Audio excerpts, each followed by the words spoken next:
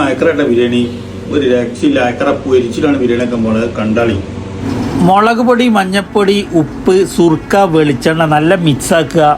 അയക്കറ സ്ലൈസാക്കി cut ചെയ്തിട്ട് അയക്കറിൻ്റെ മേലെ തേച്ചാണ് പിടിപ്പിച്ചാൽ കേട്ടോ. ഒരു സ്ഥലം ബാക്കി പാടില്ല, എല്ലായിടത്തും എത്തുന്ന കോലത്തിൽ തേച്ച് പിടിപ്പിക്കുക. കുറച്ച് നേരം വെച്ചാൽ ഒരു 1.5 മണിക്കൂർ വേപ്പിൻ്റെ മേലെ ചെറുതായിട്ട് മിന്നിച്ചെടുക്കുക.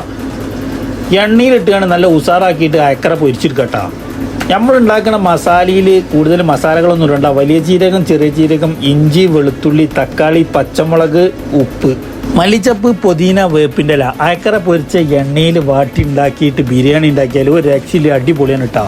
മീനിൻ്റെ തല, വാല്, ബാക്കിയുള്ള ഒരുവിധം നാക്കില്ലാത്ത പീസുകളൊക്കെ മസാലയിൽ ഇട്ട് കൊടുക്കണം. കാരണം എന്താ പറയുക, മസാലയ്ക്ക് ഒരു ഫ്ലേവർ കിട്ടാൻ വേണ്ടിയിട്ട്. അരി തിളപ്പിച്ചിട്ട് വെള്ളത്തിൽ മല്ലിച്ചപ്പ്, പുതിന, വലിയ ജീരകം, ചെറിയ ജീരകം, ഏലക്കായ്, പട്ട, പൂവ് ഉഷാറായിട്ട് വെള്ളം തിളച്ച് വരുന്ന സമയത്ത് അതിക്ക് കുറച്ച് നെയ്യ് ഒഴിച്ച് കൊടുക്കണം. വെള്ളത്തിൽ അരി ഒട്ടാതിരിക്കാൻ വേണ്ടിയിട്ട് ഒരു 3/4 വേവിൽ ജീരകശാല റൈസ് ഇങ്ങനെ ഊറ്റിയെടുത്തിട്ട് ആ മസാല, അയക്കറ മസാലേൻ്റെ മേലേക്ക് റൈസ് ഇട്ട് കൊടുക്കുക. കുറച്ച് ഗരം മസാല മിനിച്ച് കൊടുക്കുക, മല്ലിച്ചപ്പ് മിനിച്ച് കൊടുക്കുക. നല്ല ഉഷാറാക്കി മീൻ മേലിട്ടിട്ട് 25-30 മിനിറ്റ് ദമ്മിട്ട് കഴിഞ്ഞാൽ അതിങ്ങോട്ട് എടുക്കുമ്പോൾ പൊന്നാര മോനെ അതിനൊരു മണം വരാണ്ടിട്ട ഒരു രക്ഷയില്ല. വേറെ ലെവല് അയക്കറ ബിരിയാണി തിന്നാൽ എന്തായാലും സൂപ്പറാണ്.